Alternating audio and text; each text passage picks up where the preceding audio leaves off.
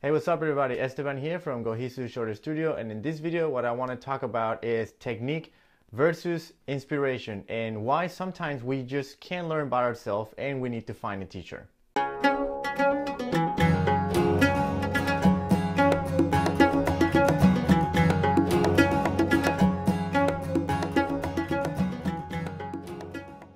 So this thought that I have about technique versus inspiration actually comes from reading a passage from this book right here, which is Zen and the Art of Calligraphy by Omori Sogen.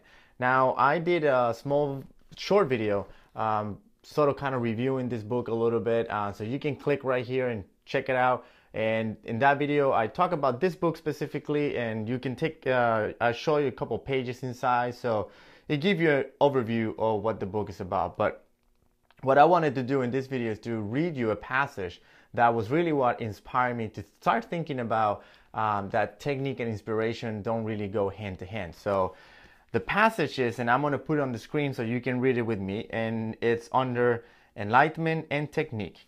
And it reads, in Zen art, technique cannot be entirely disregarded, nor is it possible to rely exclusively on inspiration.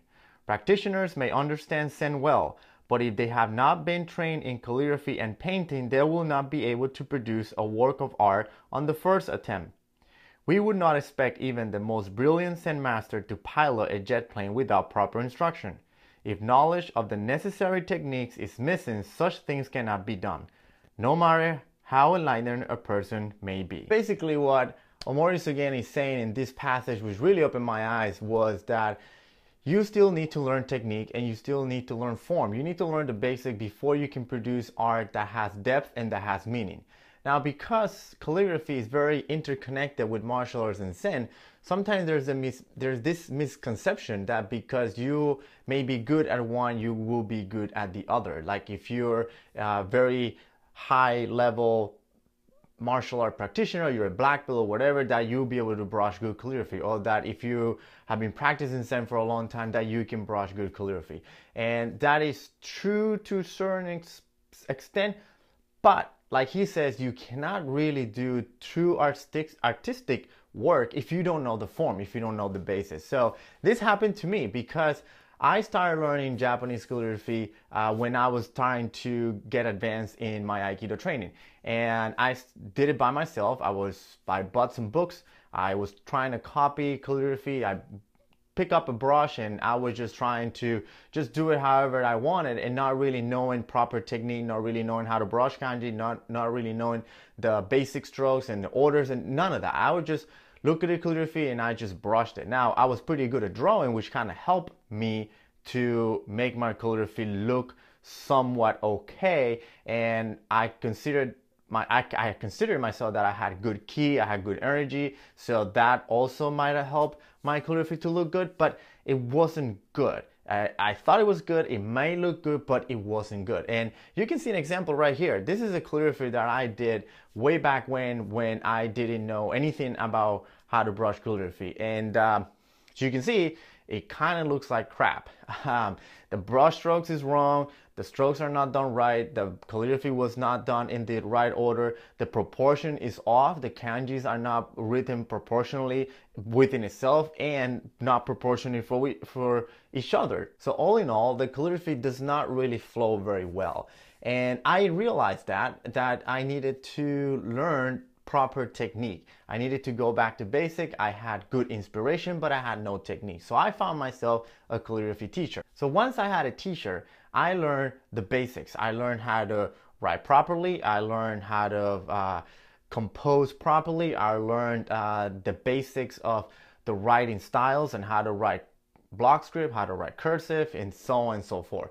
Then I was able to put together my technique with the inspiration that I already had. I was able to add in my martial training, my Zen training aspect to my practice, and then I was able to start brushing calligraphy that had a little bit more depth. And you can see here, this is the exact same calligraphy that I showed you before after I have proper training. So you can see there's a huge difference in proportion, there's a huge difference in the way the strokes are composed, and it's a huge difference on the feel also of the stroke, like the feel of the calligraphy feels stronger, feels more composed, feels more secure, more confident. And that is because I was confident. I had training. I knew what I was doing, while in the other technique I had no idea what I was doing. So you can see them here side by side, and you can tell me, I mean, do you think the other one looks good?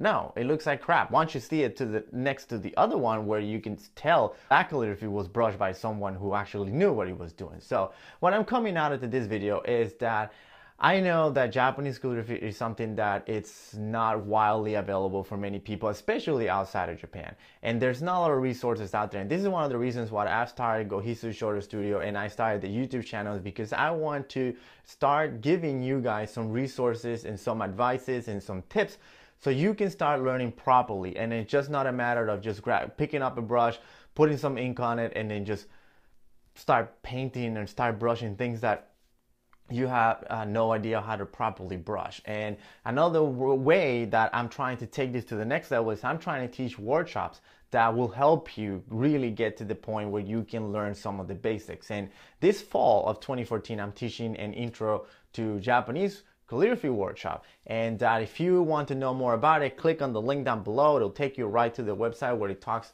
when I talk a little bit more about the workshop and what the workshop's about and what I'm going to be teaching, blah blah blah blah blah. So click on the link below if you are interested in it. Otherwise, thanks for watching. I'll see you in the next video. If you feel like it, just hit the button, subscribe to the YouTube channel, check out the website, and I'll see you guys in the next one.